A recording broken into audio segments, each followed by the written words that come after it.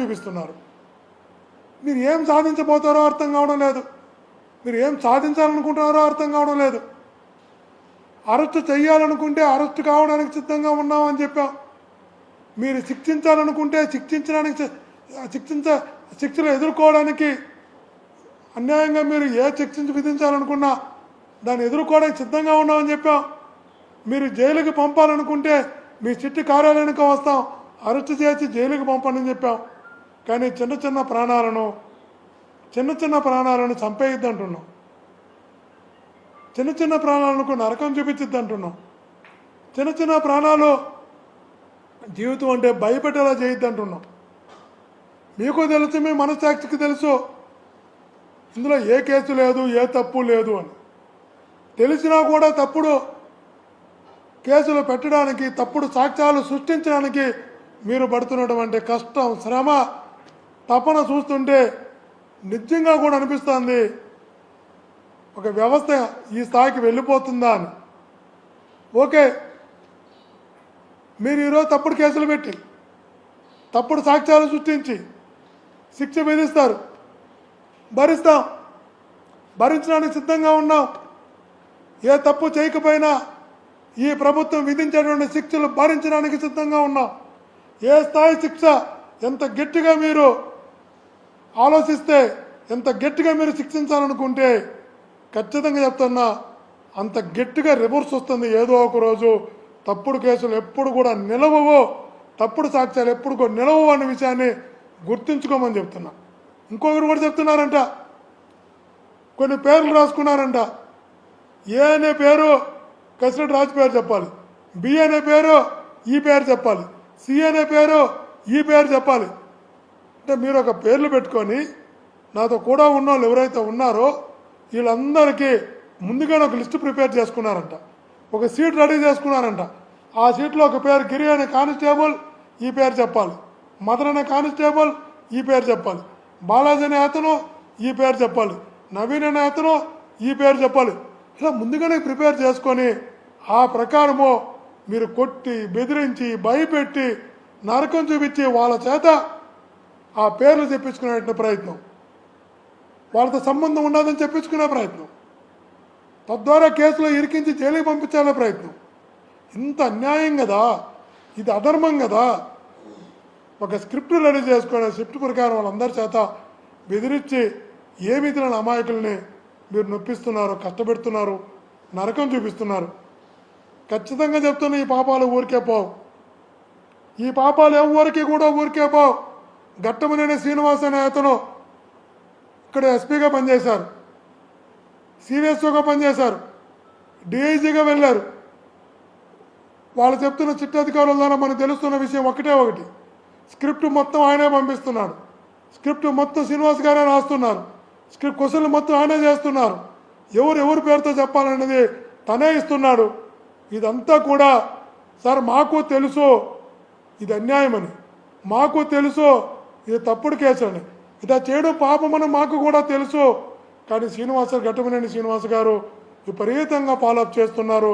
పైనుంచి వచ్చినటువంటి ఆదేశాల మేరకు, ఘట్టమనేని శ్రీనివాస్ గారి దగ్గర నుంచి వచ్చినటువంటి స్క్రిప్ట్ మేరకు, ఘట్టమనేని శ్రీనివాస్ గారి దగ్గర నుంచి వచ్చిన క్వశ్చనరీ మేరకు మేము అడగాల్సి వస్తుంది తప్ప వేరే కాదు అని అనేక మందితో చిట్లో ఉన్నటువంటి ఉద్యోగులు, అధికారులు చెప్తున్నప్పుడు అనిపిస్తుంది.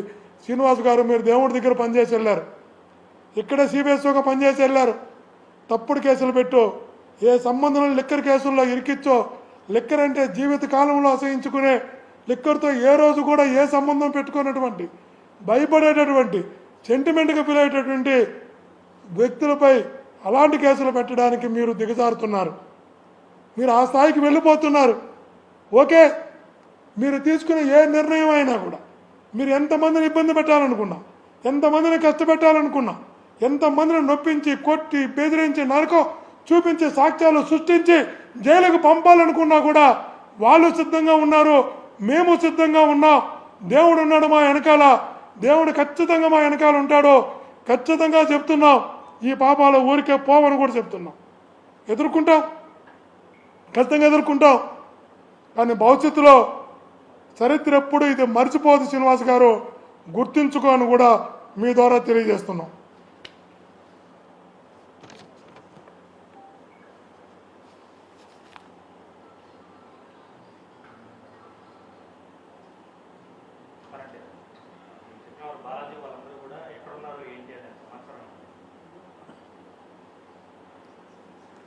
అదే వాళ్ళ రహస్య ప్రదేశంలో పెట్టి కొడుతున్నారు అంతే, రహస్య ప్రదేశంలో పెట్టి కొడుతున్నారు.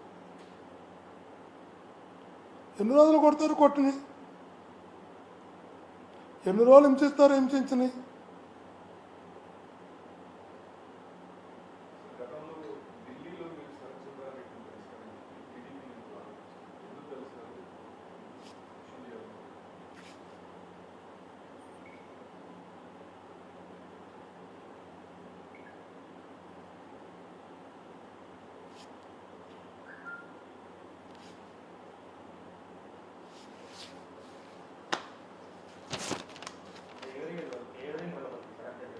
వాళ్ళందరూ కూడా మీ దగ్గర పనిచేస్తున్నారు.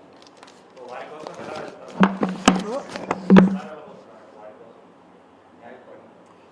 వాళ్ళతోనే కాదు పాపం, చిన్న చిన్న కాంట్రాక్టు లేబర్ని తీసుకెళ్తున్నారు, మదనైన గన్మెన్ తీసుకెళ్ళి పెట్టుకొని ఉన్నారు, తీసుకెళ్ళి కాంట్రాక్ట్ లేబర్ని తీసుకెళ్తున్నారు తుడా నుంచి.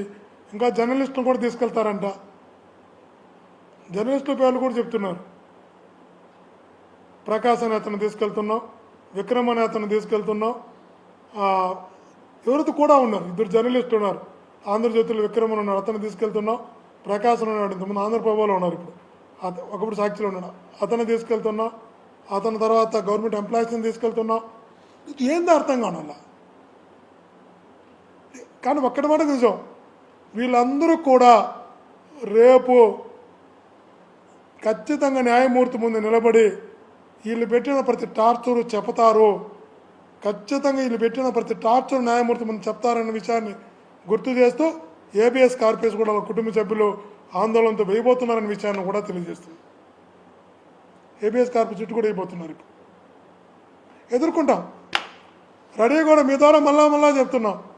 ఎన్ని శిక్షలు పెట్టినా కూడా, ఎన్ని ఇబ్బందులు పెట్టినా కూడా, ఎన్ని రకాలు మమ్మల్ని చేయాలని చూసినా కూడా దేవుణ్ణి నమ్ముకుని మేము ఎదుర్కోవడం సిద్ధంగా ఉన్నామని తెలియజేస్తున్నాం.